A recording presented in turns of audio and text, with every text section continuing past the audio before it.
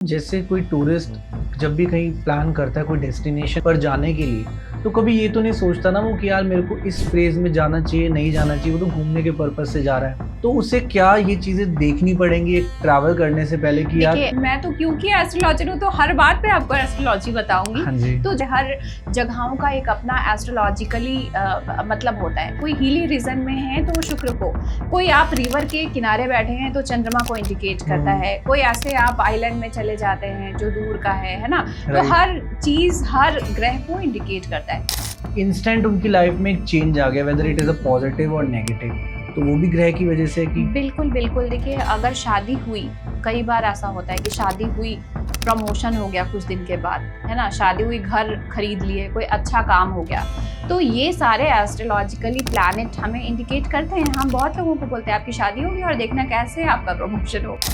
तो किसी किसी के तो मैम बर्थ डेट का टाइम भी नहीं पता होता। जो लोग 90s 80s में पैदा हुए हैं उनको तो टाइम भी नहीं पता अपने बर्थ डेट का, तो उनके लिए क्या रेमेडी रहेगी? बहुत लोग ऐसे होते हैं जिन्हें बर्थ डेट भी नहीं पता। राइट मैम है।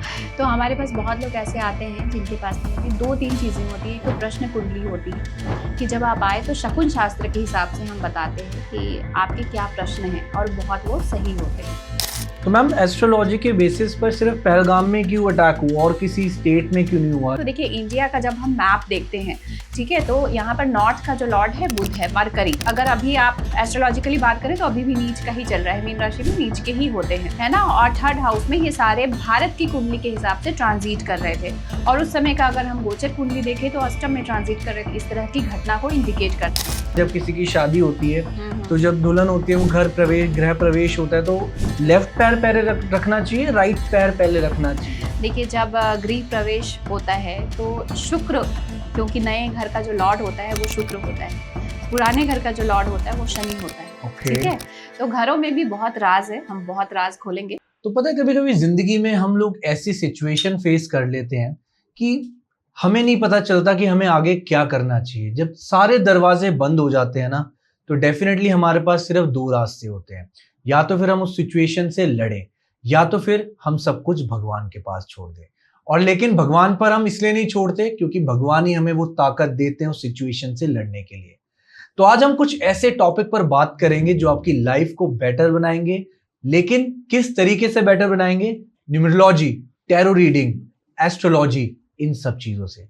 तो अगर हम न्यूमरोलॉजी की बात करें तो हमारे माइंड्स में आते हैं नंबर्स। अगर हम एस्ट्रोलॉजी की बात करें हमारे माइंड्स में आते हैं ग्रह।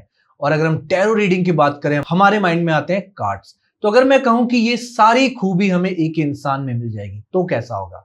तो आज हम ऐसे ही मेहमान के साथ बैठे हैं जिनका नाम है Madhupriya. So welcome to no फालतू टॉक्स। मैं हूं शुभ भी। सो आज का जो पॉडकास्ट होने वाला है बहुत ही ज्यादा एंटरटेनिंग होने वाला है और बहुत ही ज्यादा रोमांचक भी होने वाला है, क्योंकि हम ऐसे टॉपिक्स पर डिस्कस करेंगे जो आपकी लाइफ चेंज कर दे। सो वेलकम मधुप्रिया मैम, कैसी हैं आप? राधे राधे। राधे राधे। बिल्कुल अच्छी हूँ मैं, आप बताइए। बहुत अच्छा हूँ मैम, बहुत अच्छा। आपसे बात करके, पहले भी हमने पॉडकास्ट से पहले बात करी, काफी टॉपिक्स हमने कवर करे।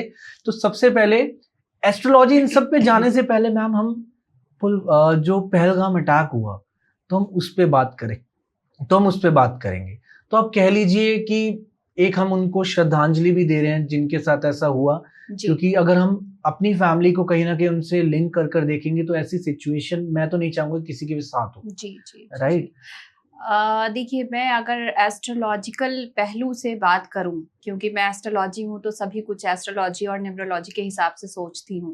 तो देखिए, जो अंक है जिस दिन ये घटना घटी, ये है 22 अप्रैल 2025। अगर मैं 22 को देखूं तो ये 4 अंक यानी राहु का मूलांक है।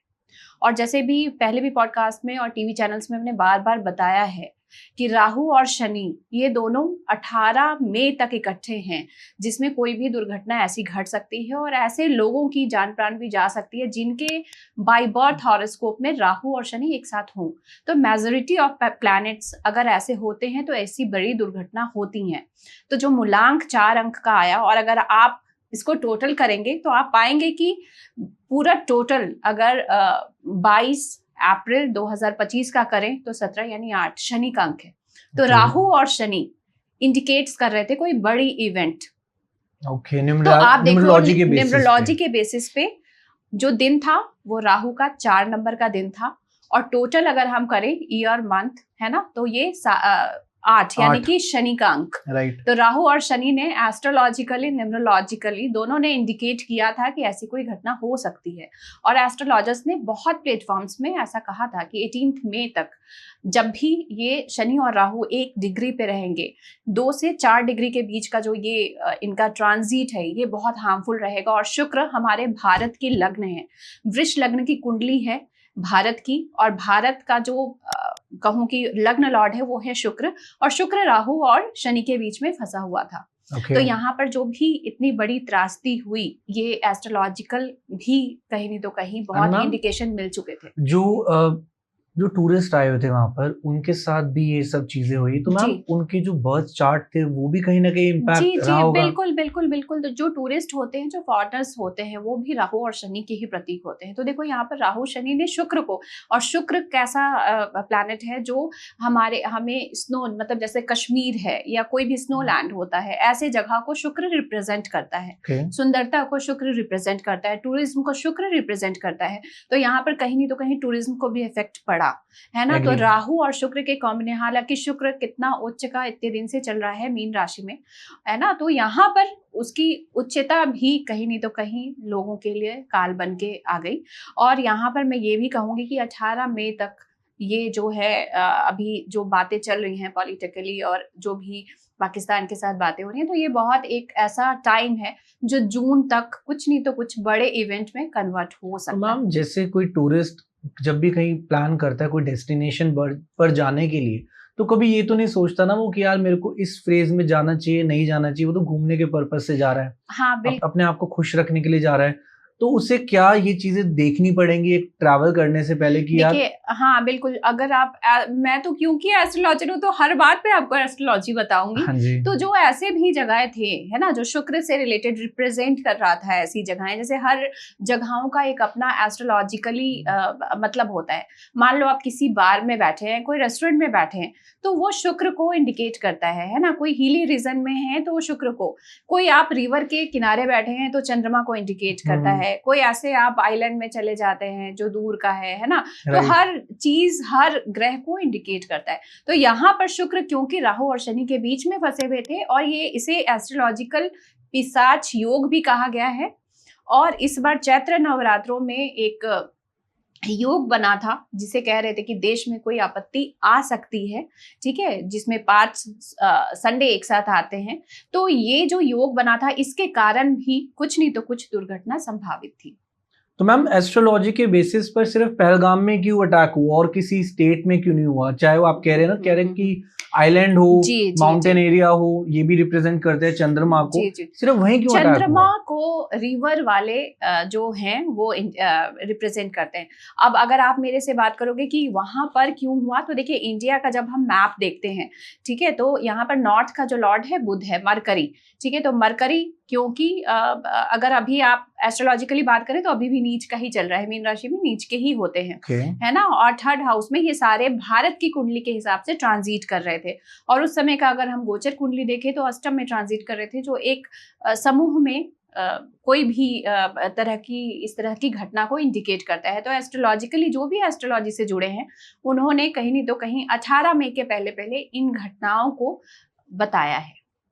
और कुछ ये तो ऐसी घटना थी जो सामने आ गई जी, तो उन लोगों के साथ मैम और भी कुछ घटना होगी जो सामने नहीं आई इस पर्टिकुलर फेज में जो आपने बताया? जी, बहुत बार। ऐसा जरूरी नहीं है कि ये लोगों के साथ ये घटना हुई, बहुत जगह जिनके भी राहु और शनि 1 डिग्री में होंगे उनके बर्थ चार्ट में, या फिर साथ साथ होंगे, उनके साथ कुछ नहीं तो कुछ ऐसी दुर्घटनाएं हो रही होंगी जो हमें नहीं पता। Got it ma'am. सो चलिए जानते हैं पहले आपसे कि आपकी जो शुरुआत हुई है वो एस्ट्रोलॉजी, न्यूमरोलॉजी और टैरो रीडिंग में किस तरीके से हुई है? कौन सा ऐसा वो इंसिडेंट था आपकी लाइफ में कि जब आपको लगा कि आपको न्यूमरोलॉजिस्ट बनना चाहिए, राइट, आपको टैरो रीडर बनना चाहिए, क्योंकि हर इंसान नहीं बन सकता। जी, अगर मैं 4 कुछ किताबें पढ़ लूं या मैं कुछ कार्ड्स के नाम जान लूं, लाइक टैरो रीडिंग में कार्ड होता है, कोई व्हील ऑफ फॉर्च्यून कार्ड है, मेरे को नाम पता लग गए, उनके मतलब पता लगे, इसका मतलब ये थोड़ी है कि मैं किसी को भी कुछ समझा पाऊं, राइट। एक खूबी होती है, वो आपने कब पहचानी मैम अपनी लाइफ में? देखिए मुझे लगता है कि ये जो ऑकल्ट साइंस है, इसे हम नहीं पहचानते, ये इंसान को पहचानता है कि ये ऑकल्ट जो है ना खुद ही चुनता है कि किससे मुझे ये काम करवाना है, कौन ऐसा मीडिएटर है जो लोगों को प्लैनेटरी चेंजेस के हिसाब से गाइड कर सकता है। तो बहुत अर्ली एज में, मैं 10th में थी, मेरे फैमिली एस्ट्रोलॉजर थे, उनके शागिर्द में मैंने ये एस्ट्रोलॉजी सीखी।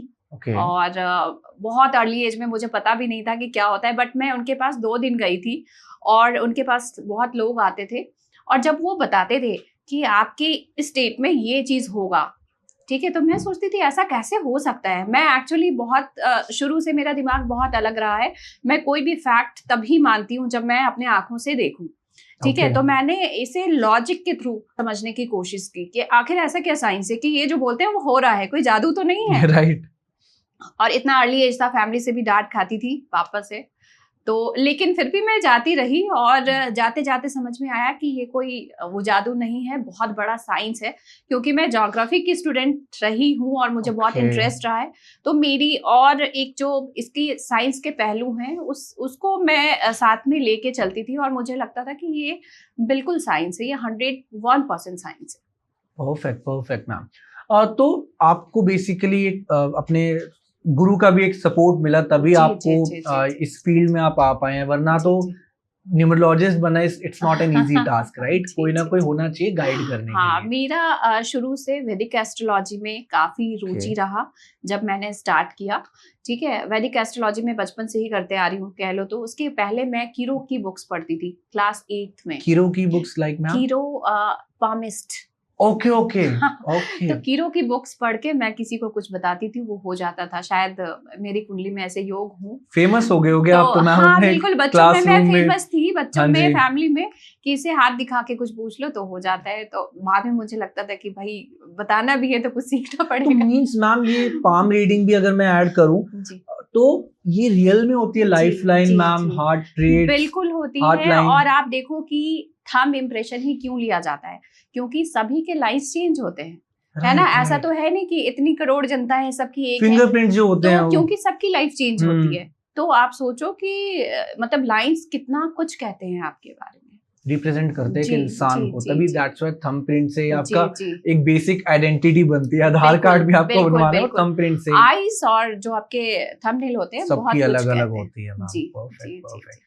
तो मैम अगर मैं एस्ट्रोलॉजी को कंपेयर करूं, इसमें बहुत बार नाम सुना है लाल किताब का, तो एक छोटा सा ब्रीफ इंट्रोडक्शन आप लाल किताब के बारे में बता दीजिए, और ये भी बताइए कि जो इसमें रेमेडीज हैं वो एस्ट्रोलॉजी से कितना लिंक्ड है आपस में? जी देखिए, मैं बताना चाहूंगी यहाँ पर सभी दर्शकों को जो लाल किताब की रेमेडी फॉलो करते हैं, सबसे पहले तो लाल किताब की रेमेडी कभी खुद से बुक पढ़ के फॉलो नहीं की जाती है, क्योंकि जो आप लाल किताब पढ़ रहे हैं वो इतना ट्रांसलेशन हो चुका है कि उसके फैक्ट्स गायब हो चुके हैं।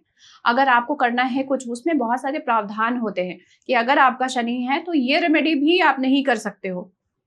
तो ऐसा नहीं है कि शनि 10th में है तो जाके ये रेमेडी कर दें।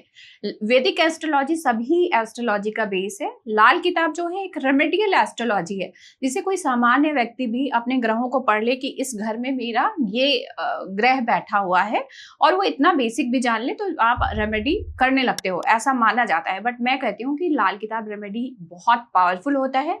इसे किसी अच्छे लाल किताब एक्सपर्ट से ही अपनी कुंडली को दिखाकर तभी करना चाहिए। इसमें 43 डे रेमेडीज के एक प्रावधान बने हैं कि आप 43 डेज तक लगातार ये रेमेडी कीजिए।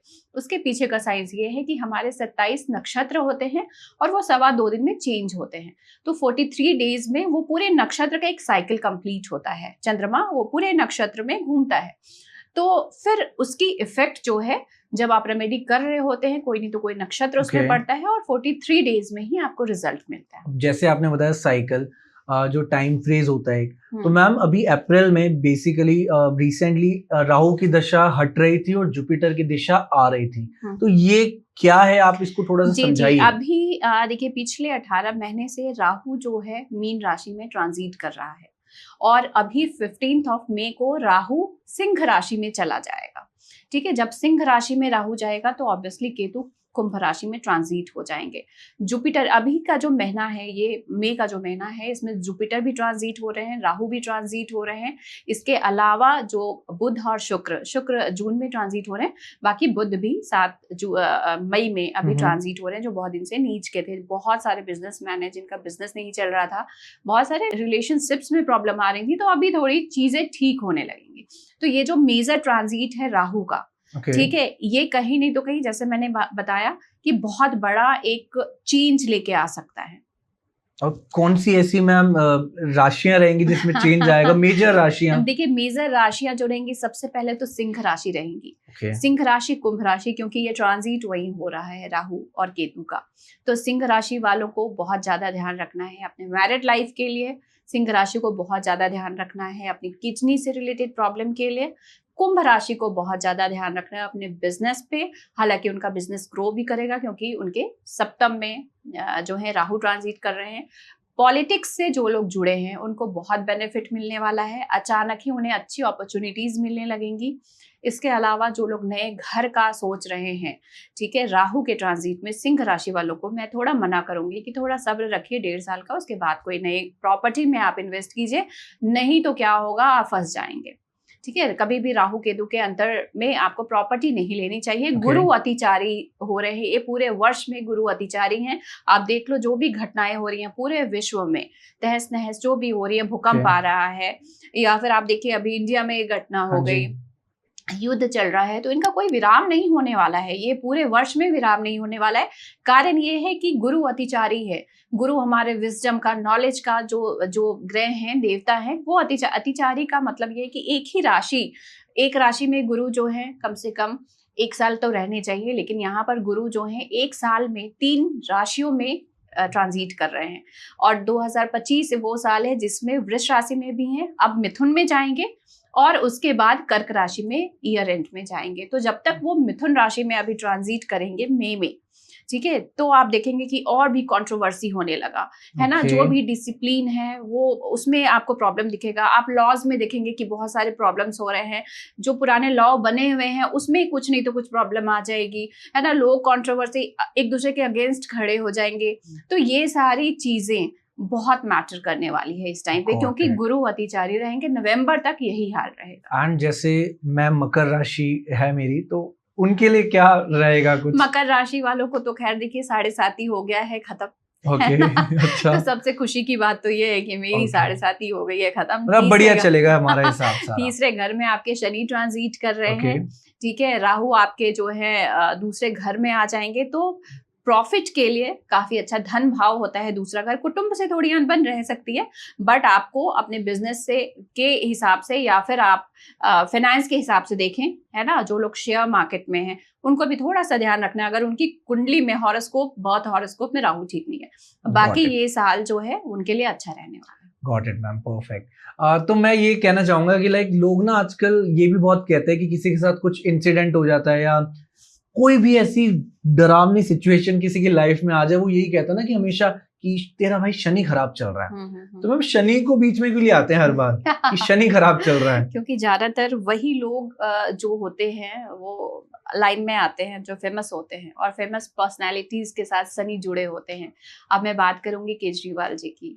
तो केजरीवाल जी की गुरु की दशा जब तक चलती रही, गुरु उनका उच्च का था, तो वो सीएम बने, 2 बार बने, 3 बार बने। लेकिन जैसे ही शनि की महादशा उनकी स्टार्ट हुई और शनि नीच का उनका बैठा हुआ है हॉरोस्कोप में, तो आप देखो शनि की महादशा आई और क्या हुआ, वो जेल गए। अब पार्टी भी उनकी चली गई, है ना। तो कहीं नहीं तो कहीं शनि इतनी बड़ी चीजों को बताता है, इंडिकेट करता है, तो सिर्फ इसलिए क्योंकि शनि उनका नीच का था। लेकिन जिनका उच्च का शनि है उनको रंक से भी राजा बनाता है। जो लोग गलत काम भी करते हैं उनके तो मैम कर्मा भी खत्म हो गए ना। जी हाँ, बिल्कुल। जब आप गलत कर रहे होते हो तो शनि जब आएगा तो आपसे पूरी तरह से हिसाब किताब लेता है। आपने अगर गलत नहीं किया है तो शनि से डरने की जरूरत नहीं है। लेकिन अगर आपके कर्मा ठीक हैं, आपने जो भी प्रॉमिस की थी उस प्रॉमिस को आपने निभाया है, किसी का दिल नहीं तोड़ा है, किसी बुजुर्ग को आपने दुख नहीं दिया है, किसी श्रमिक को आपने कोई ऐसी बात नहीं कही है, किसी की सैलरी नहीं रोकी है, तो आपको शनि कभी भी दिक्कत नहीं मैम देगा। लाइक ऐसा भी होता है ना कि एक इंसान ये सारी चीजें फॉलो कर रहा है, उसके बाद भी उसकी लाइफ में प्रॉब्लम आ जाती है, तो क्या उसके वो प्रारब्ध हैं जो आगे चल के ऐसी सिचुएशन क्रिएट कर रहे हैं? देखिए क्या होता है कि जब भी ऐसा होता है, हमें लगता है अपने एंड से कि हम तो सब कुछ ठीक कर रहे हैं, लेकिन कहीं नहीं तो कहीं कुछ ऐसी त्रुटि रह जाती है ना, कि आपको नहीं पता चलता। तो मुझे ऐसा लगता है कि सेल्फ एनालिसिस जो आपको हमेशा चंद्रमा कराता है, अगर आपकी कुंडली में चंद्रमा अच्छा है तो आप बैठ के अपने बारे में सोच सकते हो, और अगर आपका चंद्रमा अच्छा नहीं है तो आप अपने ही बारे में नेगेटिव सोच पाते हो। ठीक है, तो चंद्रमा को हमेशा अच्छा रखना चाहिए। उसके लिए अपने मदर का हमेशा सम्मान करें, पैर छुए, उनके साथ ज्यादा वक्त गुजारें, चंद्रमा अच्छा रहता है तो आप अपने बारे में सोच पाते हो। मैम किसी के साथ ये भी होता है, जैसे हमने चंद्रमा से रिलेट करा, ऑब्वियसली मदर से आप रिलेशन अच्छे बनाएंगे, आपका मून स्ट्रांग होगा, और अगर आपको सन स्ट्रांग करना है अपना, अपने फादर से रिलेशन अच्छे बनाओ।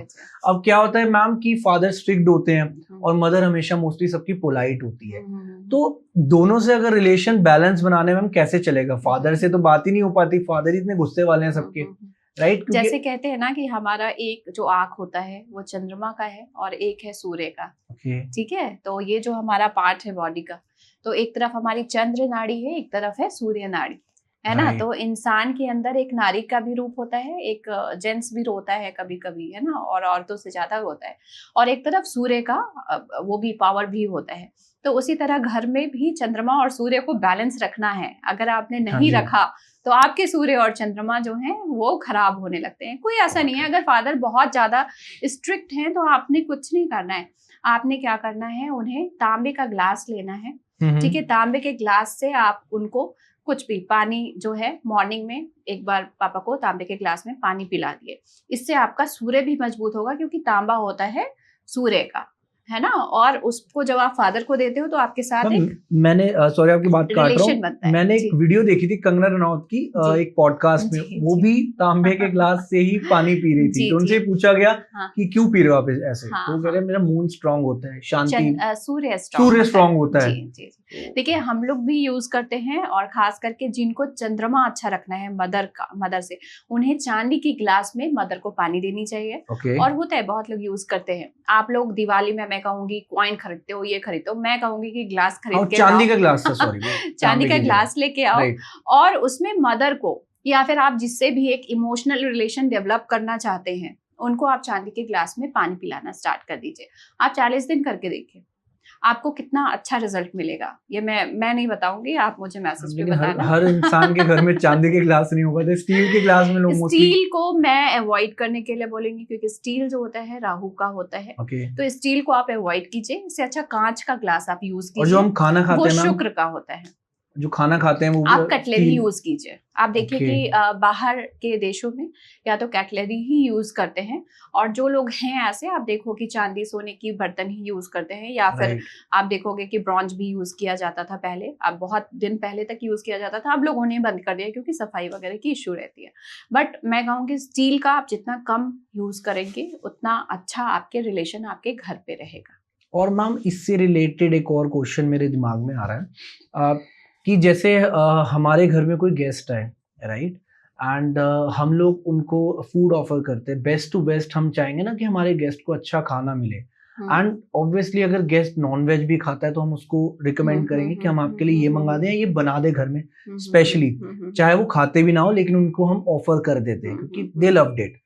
तो उससे मैम हमारे ग्रह कितने हिलते हैं या क्या हमारी लाइफ में इम्पैक्ट आता है ये सब करने से भी? देखिए अगर आपका शनि खराब है और आप लोगों को नॉनवेज ऑफर कर रहे हो, तो कहीं नहीं तो कहीं नॉनवेज जो है ना, कहीं नहीं तो कहीं कोई जीव है और उसको हार्म करके दिया गया है, तो वो शनि आपका और खराब करेगा। आपका शनि बहुत अच्छा है, आप लोगों को ड्रिंक कराओ, आप लोगों को नॉनवेज खिलाओ, तो आपको बहुत अच्छा रिजल्ट मिलने वाला है। लेकिन आपको ये बहुत ध्यान रखना है कि आपका ग्रह कौन सा बहुत अच्छा है। आपको शुक्र अच्छा करना है ना। तो आपके जो भी गेस्ट आते हैं उनको दही या फिर कोई मीठा आइटम जरूर खिलाना चाहिए, उससे आपका शुक्र अच्छा होता है। किसको नहीं चाहिए आज के डेट में लग्जरी, किसको अच्छे रिलेशंस नहीं चाहिए, जिनको भी चाहिए आप मीठा और दही, पहले भी था देखो आप कि दही जरूर लास्ट में दही चीनी खिला के भेजते थे शुभ काम के लिए, क्योंकि रिलेशन अच्छा करने होते हैं, है ना, वो भी मीठी दही, ऐसा नहीं नमक वाला, मीठी दही। तो आप हाँ, तो शुक्र अच्छा करना है, आपने चीनी डाल के या मिष्टी दही आती है आजकल, आप खिलाओ, है ना, गुड़ के साथ खिलाओ, चीनी के साथ खिलाओ, तो इससे आपके रिलेशंस अच्छे होते हैं।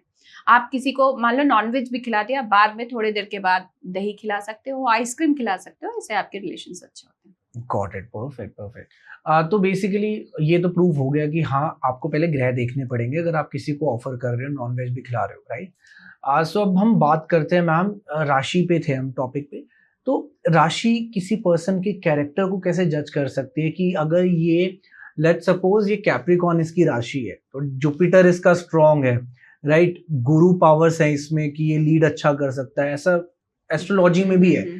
तो ऐसी कौन सी राशियां हैं जिसको आप इजीली बता सकेंगे कि अगर ये इसकी ये राशि है तो ये बंदा ऐसा ही होगा, और वो होता है? हाँ, देखिए राशि जो होती है उसका एक बस इतना ही काम होता है कि वो आपके एक फिजिकल बॉडी को बताती है ना, लग्न और राशि। लेकिन प्लैनेट कहाँ कहाँ बैठे हुए हैं वो आपके अंदर के सारे सिस्टम को बताते हैं, ठीक है। तो ऐसा नहीं है कि एक एस्ट्रोलॉजर बस राशि को देख के ये बता दे कि हाँ 7 मूलांक है या 5 मूलांक है, this is not numerology.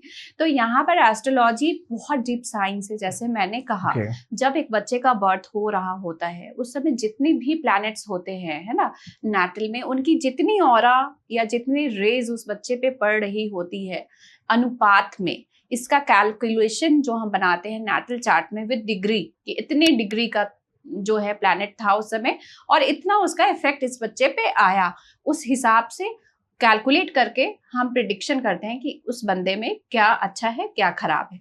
But फिर भी मैं आपके क्वेश्चन का कुछ आंसर दे दूंगी। आपने कैप्रिकॉर्न की बात कही, तो कैप्रिकॉर्न जो है वो शनि का पहला राशि है और दूसरा राशि है कुंभ। कुंभ राशि उनका मूल त्रिकोण राशि होता है, जहां जाके वो बहुत कंफर्टेबल होते हैं, और जो मकर राशि होता है वहां बहुत वो एक्टिव होते हैं, ठीक है। तो शनि अगर मकर राशि की मैं बात करूं तो ऐसे लोग बहुत एक्टिव होते हैं, कर्मठ होते हैं, है ना, अपने काम को प्रधानता देते हैं। और साथ में अगर मकर राशि वालों का जो है बुध भी बहुत अच्छा बैठा है ना, कम्युनिकेशन स्किल्स इनकी काफी अच्छी होती है। तो ये सारी बातें कैप्रिकॉर्न में होती है। अब अगर हम शनि की राशि की बात की है तो सूर्य की राशि की बात कर रहे हैं, तो सिंह जो लग्न या राशि वाले होते हैं वो बहुत मैं कहूंगी थोड़े तो एरोगेंट होते हैं, क्योंकि उनको रूल करने की आदत होती है, वो किसी के अंदर नहीं काम कर सकते। अगर मूलांक 1 वाला भी है तो सेम कंडीशन रहता है। तो आपको ये देखना है कि सिंह राशि वाला है तो आपको बहुत सोच समझ के ही उसके साथ करना है कि ये बात नहीं मानेगा। हाँ, अगर सही बात होगी तभी वो मानेगा। उन्हें घूमना फिरना, नेचर के साथ कनेक्ट करना बहुत ही पसंद होता है, और वो कभी कभी अपने ईगो में अपना नुकसान भी कर देते हैं, ठीक है।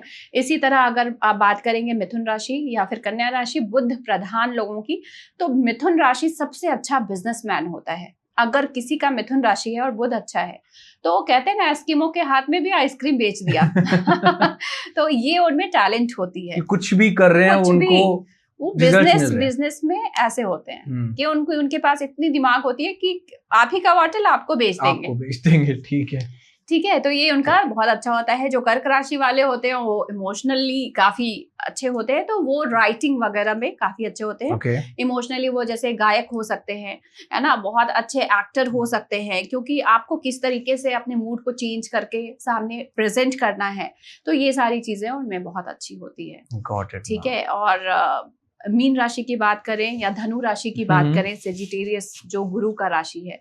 अब गुरु के ही 2 राशि हैं, लेकिन दोनों के लक्षण अलग अलग होते हैं। धनु वाले जो होते हैं थोड़े स्पिरिचुअल होते हैं, धनु वाले जो होते हैं अग्नि तत्व होते हैं, थोड़ा गुस्सा भी उनको आता है, ठीक है। धनु लग्न या राशि वाले जो होते हैं वो बहुत सोच समझ के किसी से बात करेंगे, दोस्ती करेंगे, इमोशनल भी होते हैं। लेकिन मीन राशि वालों पे थोड़ा सा आपको, मुझे लगता है कि सोच समझ के दोस्ती करनी चाहिए, ठीक है। और इनको अपने फोकस पे मतलब ज्यादा होता है, उन्होंने कुछ फोकस किया है तो उस पे उनका ज्यादा ध्यान रहता है, बाकी चीजों पे नहीं। इस तरह से परफेक्ट, बहुत अच्छे से आपने एक्सप्लेन कर दिया। आई गेस हर राशि वालों को समझ आ गया होगा कि किस तरीके के उनकी लाइफ में चेंजेस हैं और क्या कैरेक्टर वो मतलब उन्हें फॉलो करना चाहिए, राइट।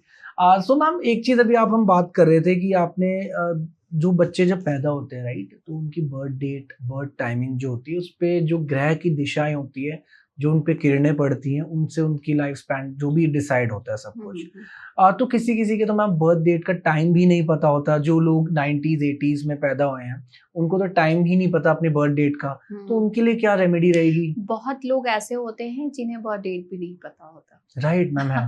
तो हमारे पास बहुत लोग ऐसे आते हैं जिनके पास नहीं होती। 2-3 चीजें होती हैं। एक तो प्रश्न कुंडली होती है कि जब आप आए तो शकुन शास्त्र के हिसाब से हम बताते हैं कि आपके क्या प्रश्न हैं, और बहुत वो सही होते हैं। इसके अलावा जैसे मैंने बताया कि पर्सनैलिटी को हम जज करते हैं ग्रहों के हिसाब से, तो वो हम देखते हैं कि इनके नेचर कैसे हैं, ये बोल कैसे रहे हैं, या इनके साथ कोई प्रॉब्लम क्या है। जैसे कोई आया, उसके पास बर्थ डेट नहीं है, ठीक है, उन्होंने बोला भाई मेरे मैरिज लाइफ में बहुत डिस्टर्बेंस चल रहा है, बहुत लड़ाइयाँ होती हैं, और किस वजह से लड़ाई होती है, तो शक है कि कोई एक्स्ट्रा मैरिटल अफेयर होगा। ठीक है, तो आपको जरूरत नहीं है ये जानने की, आपको ये समझना है कि भाई राहु तुम्हारा खराब चल रहा है, तो तुम्हें राहु की रेमेडी करनी है। कोई आता है बोलता है एक्सीडेंट हो रहा है, बार बार गाड़ी मेरी ठुक जाती है, या गाड़ी में कुछ हो जाता है ना, कभी पैर में चोट लग जाता है, तो आपको ये समझना है कि शनि खराब ही चल रहा है, आपका 7.5 ही चल रही है, शनि ही रीजन है उपाय ऐसी करें। सिचुएशन का। जी जी जी जी जी।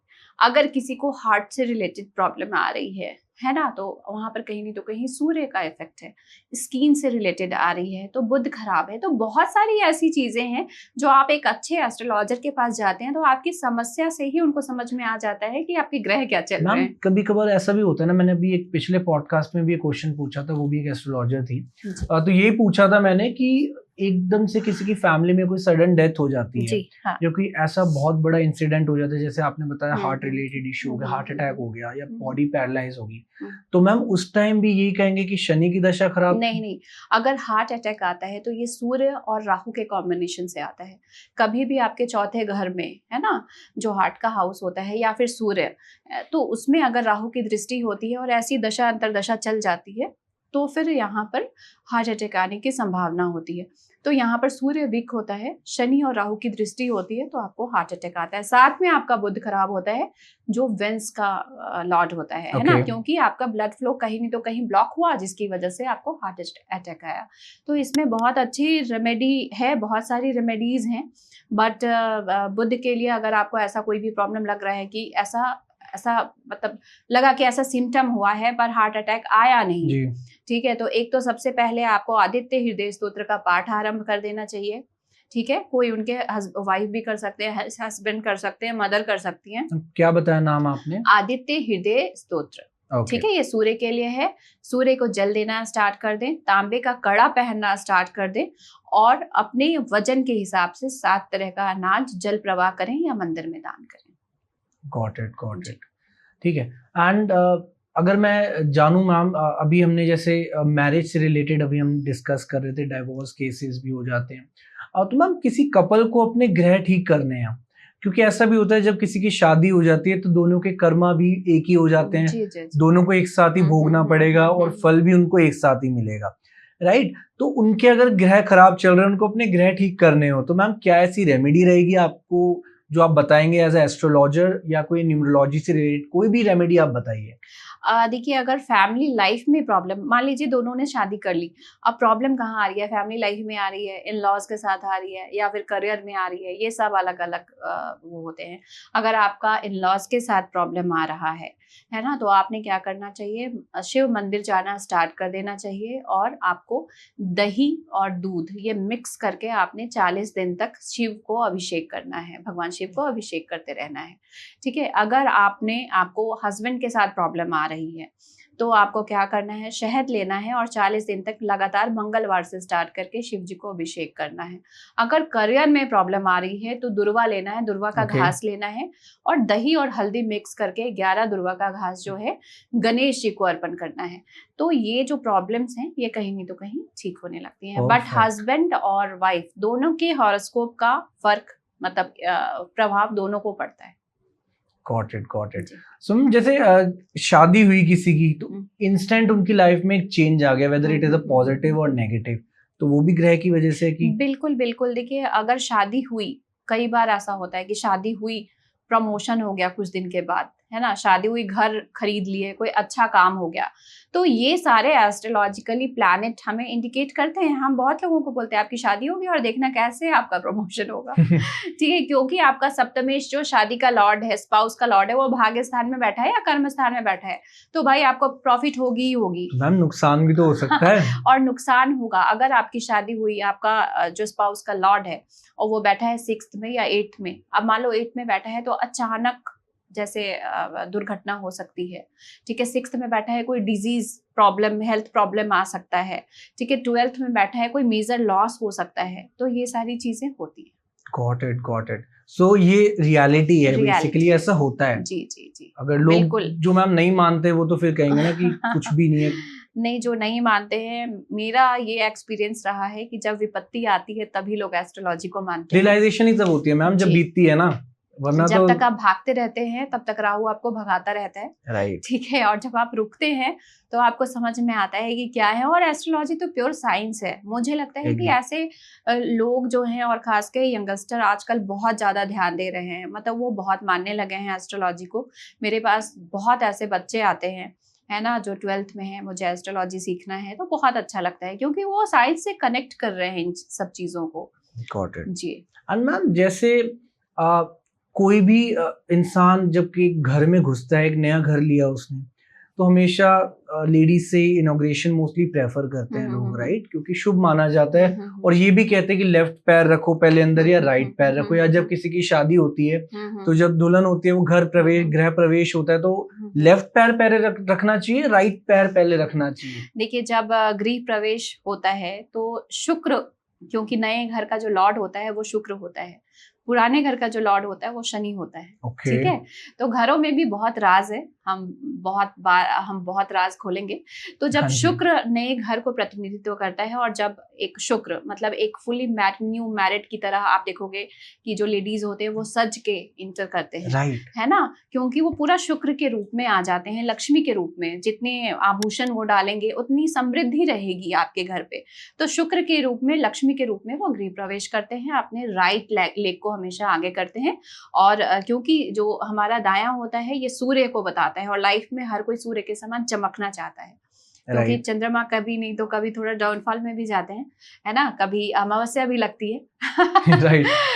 तो यहाँ पर सूर्य बहुत इंपॉर्टेंट तो राइट प्लैनेट पैर है। आप कह रहे हैं कि पहले रखो, मोस्टली यही प्रेफर करो। जी। और मैम अभी आपने कहा कि लड़कियां लाइक तैयार होके गृह प्रवेश करते, जिससे सुख समृद्धि आए, लक्ष्मी जी की, माता की, फैमिली में थोड़ा सा एक ब्राइटनेस आए।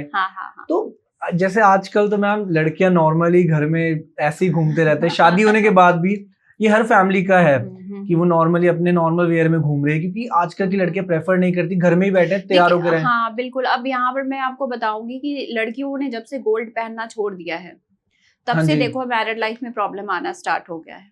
ठीक है, क्योंकि गोल्ड कहीं नहीं तो कहीं बृहस्पति को इंडिकेट करता है, जो आपकी फैमिली के फाउंडेशन को बना के रखता है। डायमंड जो है हस्बैंड वाइफ के रिलेशन को अच्छा करता है। ठीक है, क्योंकि शुक्र का होता है। लेकिन जो फैमिली लाइफ और एक जॉइंट फैमिली होती है, अब देखो जॉइंट फैमिली वाला जब तक सिस्टम था लोग गोल्ड बहुत पहनते थे, आपको भी ध्यान होगा, आपके मम्मा लोग करते हैं, लेडीज अभी भी पहनते हैं। तो गोल्ड जो है ये बहुत जरूरी है। किसी के भी कहते हैं ना कि जब मरता भी है इंसान तो गोल्ड उसके मुंह में डाल देते हैं। मैम अब ऐसे मत कहो कि लोग मैं बता रही हूँ कहे कि गोल्ड दिलाओ हमें, डायमंड दिलाओ, जितना आप अपने घर में बच्चों को, लड़की है चाहे लड़का है, या फिर अपने फैमिली को खुद भी, जितना आप गोल्ड में इन्वेस्ट करेंगे, गोल्ड लेंगे, लक्ष्मी उतनी बढ़ेगी। मैं बता रही हूँ।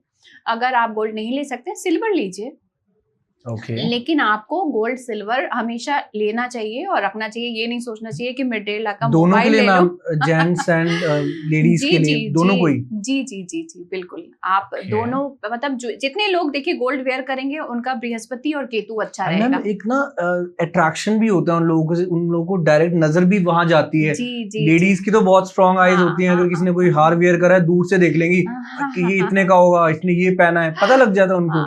मेंस इतना नहीं सोचते, लेकिन जो लोग वेयर करते हैं, लाइक कड़े वेयर करते हैं गोल्ड के, चेने वेयर करते हैं, तो दूर से एक वाइब आती है कि यार दिस इज आप समथिंग। देख लो राजा महाराजा जो थे वो कितनी नग, मतलब जेम्स जो हम अभी छोटे छोटे पहनते हैं वो बड़े बड़े जेम्स, रानी एलिजाबेथ, रूबी, है ना। तो आप सोचो कि इतनी बड़ी पर्सनालिटी इतनी बड़ी चीज पहन रही है, कुछ तो बात होगी।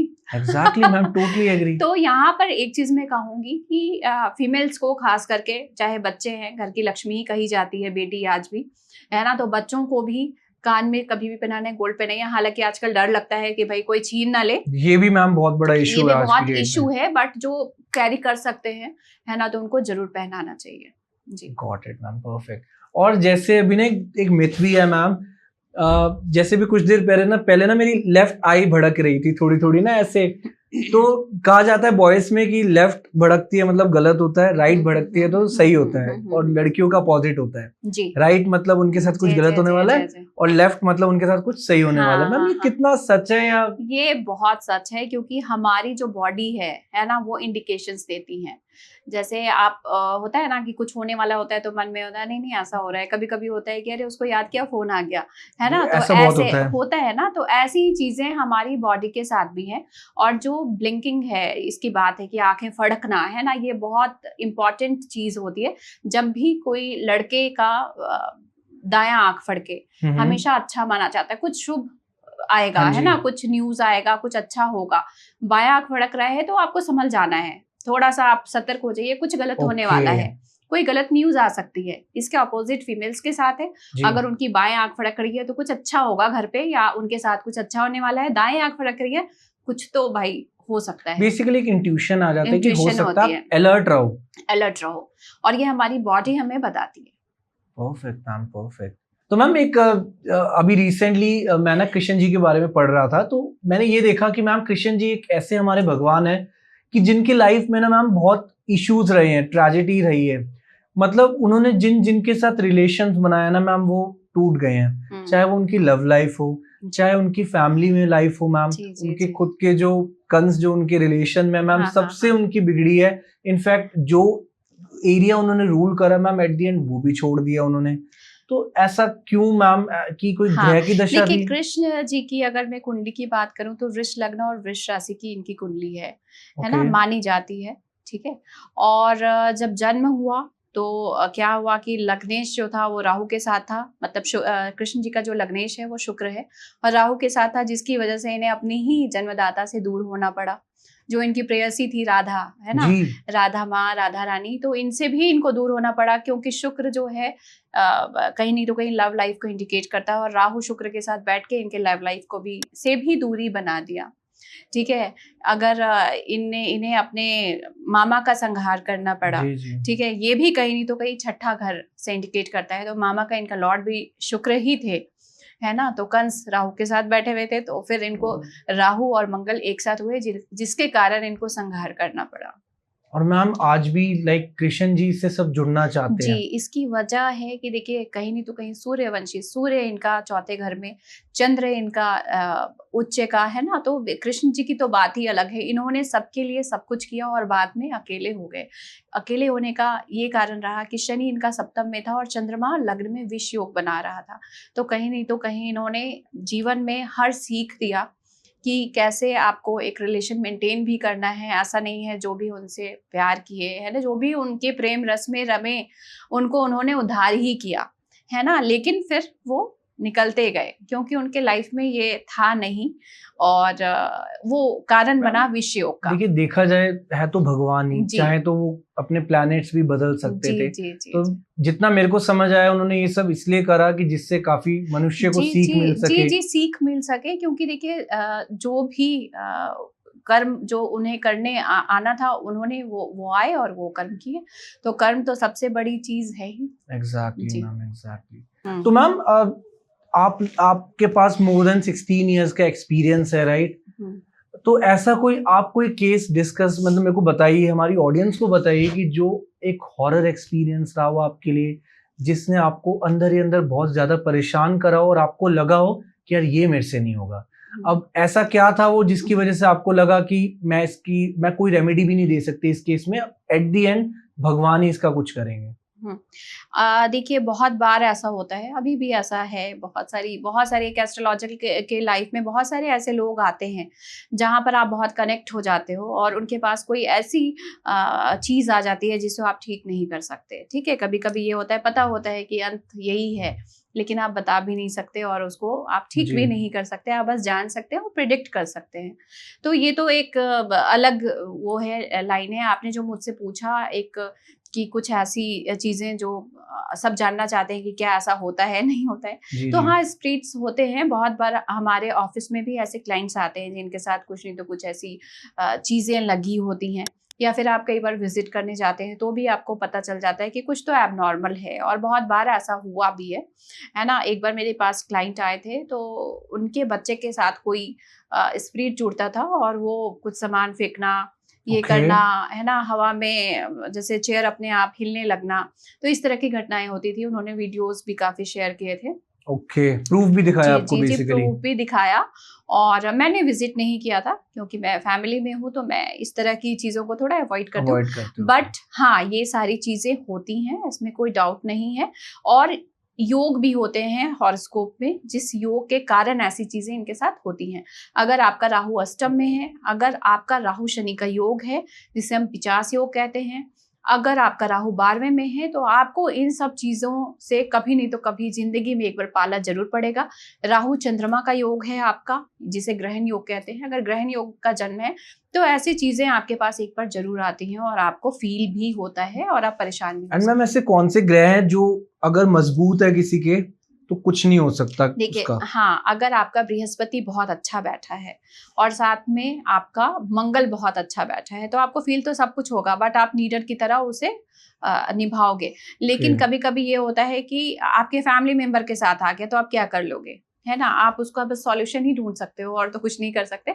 तो यहाँ पर ये है कि कभी भी ऐसे लोगों के साथ ऐसी दुर्घटना हो सकती है। अगर आपके बच्चे के, या फिर बहुत लोग समझ नहीं पाते कि इसके साथ ऐसा क्यों हो रहा है ना। आप देखोगे बच्चे कोना में जाके बैठे रहते हैं, अंधेरे में बैठे रहते हैं, है ना। कभी कुछ लोग, कोई लेडीज एकदम से रोना स्टार्ट कर देती है, लगता है कि भूत ही आ गया है। तो ऐसा नहीं है कि नहीं आता है, आ भी जाता है। मैम जैसे आपने बताया बच्चों के बारे में, मैम ये भी पता लगाया जा सकता है हॉरोस्कोप से कि बचपन में इसके साथ कोई ट्रेजेडी हुई है या कोई चाइल्ड अब्यूज हुआ है?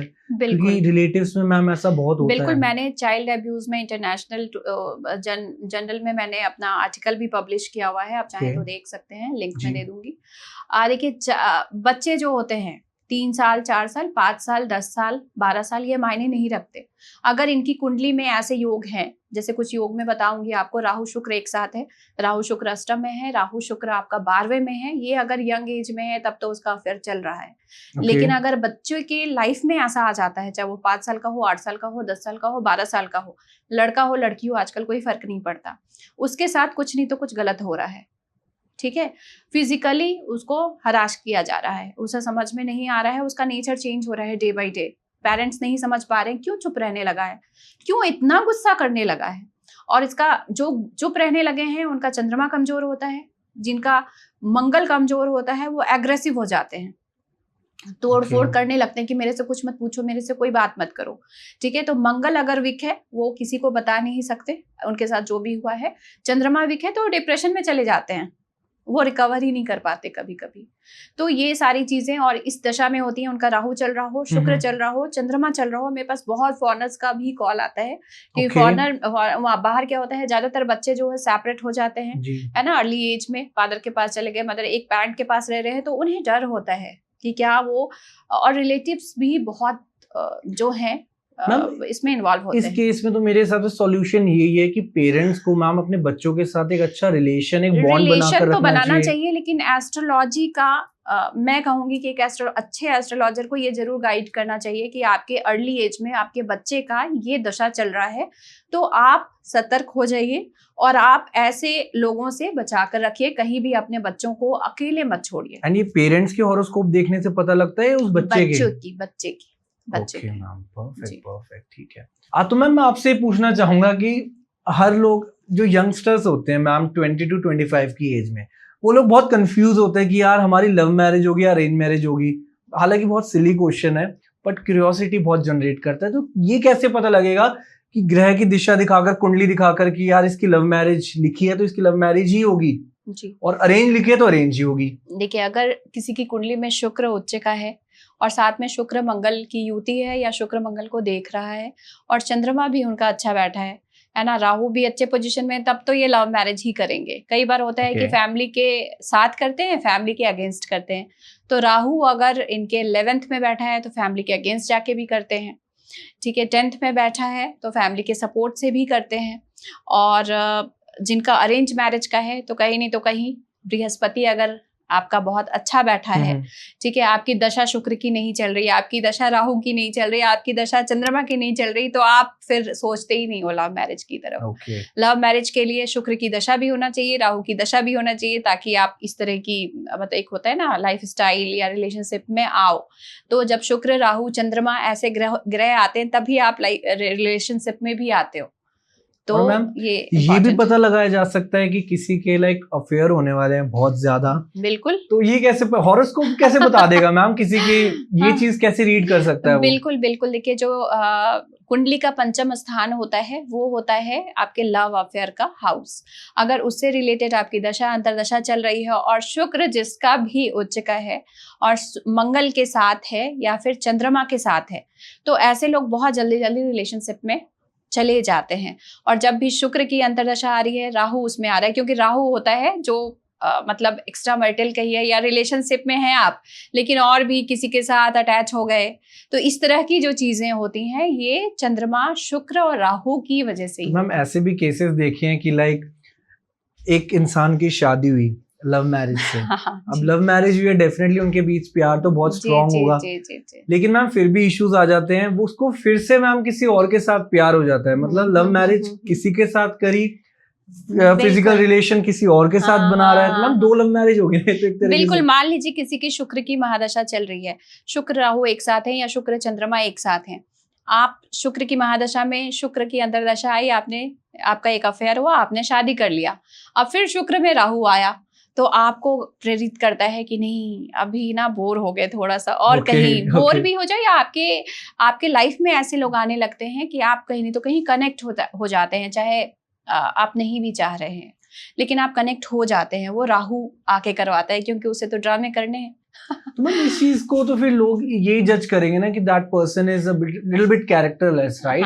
हाँ तो देखिए, राहु शुक्र का एक जो योग होता है अगर किसी की कुंडली में है, इकट्ठा है, तो उनके साथ ये बहुत प्रॉब्लम आती है। राहु शुक्र का योग, मल्टीपल रिलेशनशिप, ये कहीं से भी डिनाई नहीं किया जा सकता है। तो अब आप इसे करेक्टर समझिए चाहे जो समझिए, बट ये योग जो है आपके लाइफ में बहुत सारे ऐसे लोगों को लेकर आते हैं। ये चीज तो आज की डेट में बहुत कॉमन ही हो चुकी है, बहुत कॉमन हो चुकी है। और आप देखोगे कि जब भी आप थोड़ा सा कुंडली देखना सीख जाओगे, या फिर आजकल तो हर सॉफ्टवेयर में मौजूद है, right. आप देखोगे आपके फ्रेंड का अगर कुछ है या फिर आपके साथ या आपके सर्कल में, आप देखना शुक्र में राहु ऐसा चल रहा है और ये जो है इसके एक्स्ट्रा मटेरियल चल रहे हैं, या राहु ट्रांजिट से उनके सप्तम या पंचम में आया है तो, या 11th में आया है तो इनके ये चल रहे हैं। तो ये जो काम होता है कि आप किसी के साथ रिलेशनशिप में हैं लेकिन फिर आप कहीं और जा रहे हैं, ये राहु लेके जाता है। तो मैम लेट्स सपोज एक छोटा सा एग्जांपल देता हूँ, किसी की वाइफ है, राइट, हस्बैंड को पता लगाना है कि इसकी एक्स्ट्रा मैरिटल अफेयर है या नहीं, बट उसकी वाइफ उससे बहुत ज्यादा प्यार करती है, in reality there is no affair, but ma'am उसकी कुंडली जो चार्ट में तो ये दिखा रहा है जो आपने बताया, तो फिर मैं किस चीज को हम माने, लाइक हम कुंडली को माने या एक पर्सनल लव कनेक्शन को माने? मैं तो क्योंकि मैं इस लाइन में हूँ और मेरे पास फैक्ट्स हैं, प्रूफ हैं, तो मैं तो हॉरोस्कोप ही मानती हूँ। लेकिन मैं ये मानती हूँ कि देखिए, गलतियाँ हर कोई से होती है। प्लैनेट्स जो होते हैं वो आते हैं और आपके साथ ऐसे एनवायरनमेंट क्रिएट कर देते हैं कि आप वहाँ चले ही जाते हो, है ना। तो हर कुछ लिखा है, या तो उसको पहले से जान के आपको प्रिवेंट करना चाहिए कि आपको पता है कि मेरा ये दशा आने वाला है तो मुझे फीमेल से बच के रहना या मेल से बच के रहना, एक लिमिट तक ही रिलेशनशिप को इंटरटेन करना है, ज्यादा किया तो मैं फंस गया। तो यहाँ पर एस्ट्रोलॉजी आपको हेल्प करती है। मैम बेसिकली आप चैलेंज कर रहे हो कि हॉरोस्कोप ही सच है ऑन द बेसिस ऑफ आपका एक्सपीरियंस भी कहता है, फैक्ट्स, एक्सपीरियंस, राइट, आपके बर्थ डिटेल सही हैं तो इसे कोई भी नहीं काट सकता। Got it ma'am, perfect. So at the end हम लोगों को ये पता लग गया है कि एक बर्थ डेट कितना मैटर करता है एक इंसान की लाइफ में, जी और जो भी उसकी लाइफ में चेंजेस होते हैं वो एस्ट्रोलॉजी से ही इंटरलिंक्ड है, राइट? जी तो आज के सेशन से यार ये चीज तो हमें सीखने को मिल गई कि न्यूमरोलॉजी, टैरो रीडिंग, हालांकि हमने न्यूमरोलॉजी और एस्ट्रोलॉजी पर ज्यादा फोकस करा, एक बार मैम के साथ हम दोबारा एक टैरो रीडिंग पर स्पेशल एक पॉडकास्ट करेंगे। एंड मैं यही कहना चाहूंगा कि अगर आप लोग भी एस्ट्रोलॉजी को नहीं मानते, एटलीस्ट थोड़ा बहुत बिलीव करने लग जाओ, जिससे आपकी लाइफ थोड़ी सी बेटर हो सके।